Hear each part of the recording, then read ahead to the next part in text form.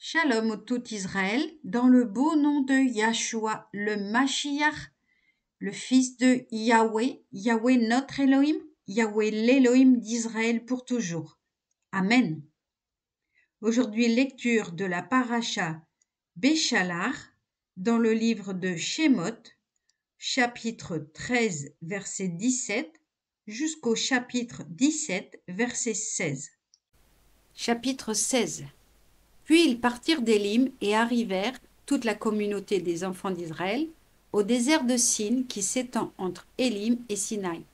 C'était le 15e jour du 2e mois après leur sortie du pays d'Égypte.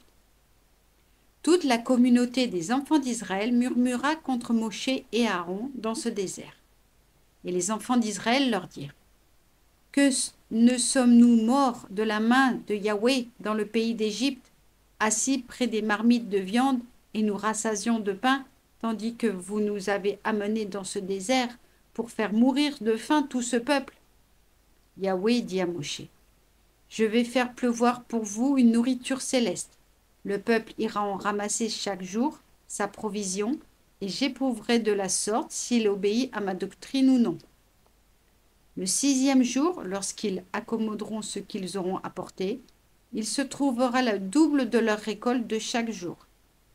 Moshe et Aaron dirent à tous les enfants d'Israël : Ce soir, vous reconnaîtrez que c'est Yahweh qui vous a fait sortir du pays d'Égypte. Et demain, vous serez témoins de la gloire de Yahweh lorsqu'il fera droit à vos murmures contre lui. Mais nous, que sommes-nous pour être l'objet de vos murmures ? Vous le verrez, ajouta Moshe, lorsqu'Élohim vous donnera ce soir de la viande pour vous nourrir et demain du pain pour vous rassasier. Accueillons ainsi les murmures que vous proférez contre lui. Car que sommes-nous ? Ce n'est pas nous qu'atteignent vos murmures, c'est Yahweh. Moshe dit à Aaron : Dis à toute la communauté des enfants d'Israël : Approchez-vous de Yahweh, car il a entendu vos murmures.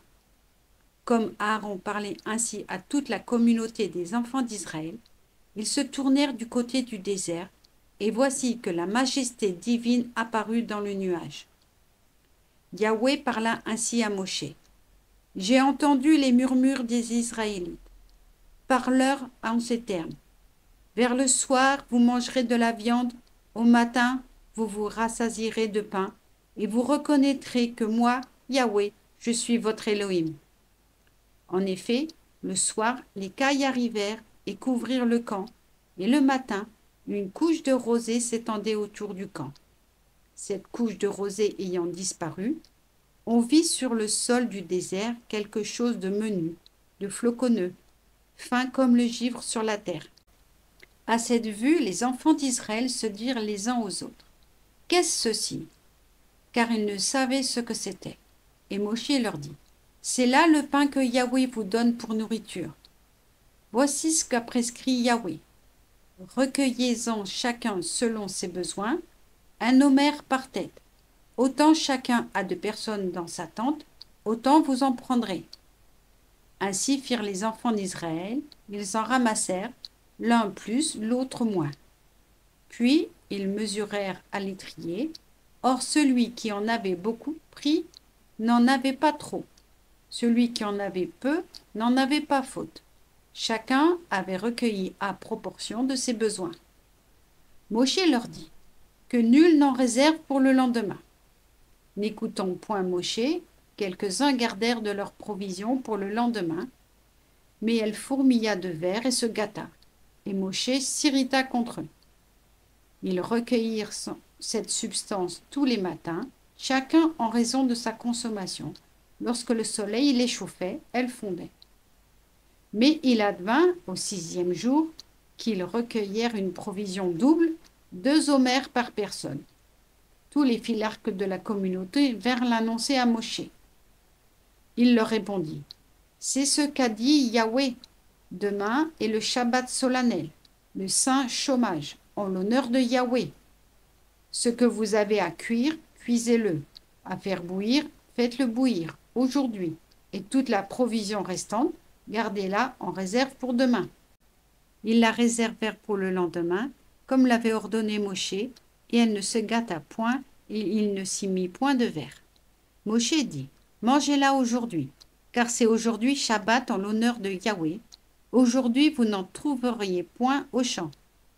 6 jours de suite vous en recueillerez, mais le 7e jour, jour de chômage, il n'y en aura point. Or, le 7e jour, quelques-uns du peuple allèrent à la récolte, mais ils ne trouvèrent rien. Yahweh dit à Moshe, « Jusqu'à quand vous refuserez-vous à garder mes préceptes et mes enseignements? Considérez que Yahweh vous a gratifié du Shabbat.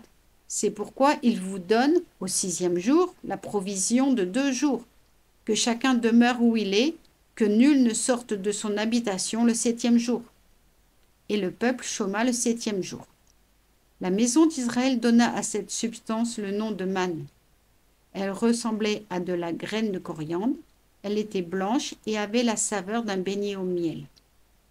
Moshe dit, « Voici ce qu'a ordonné Yahweh, qu'un homère plein de cette manne reste en dépôt pour vos générations, afin qu'elles connaissent le pain dont je vous ai nourri dans le désert lorsque je vous ai fait sortir du pays d'Égypte. » Moshe dit à Aaron, « Prends une urne et y dépose un plein homère de manne et place-la devant Yahweh comme souvenir pour vos générations. » Ainsi que Yahweh l'avait prescrit à Moshe, Aaron la déposa devant l'arche du statut comme souvenir.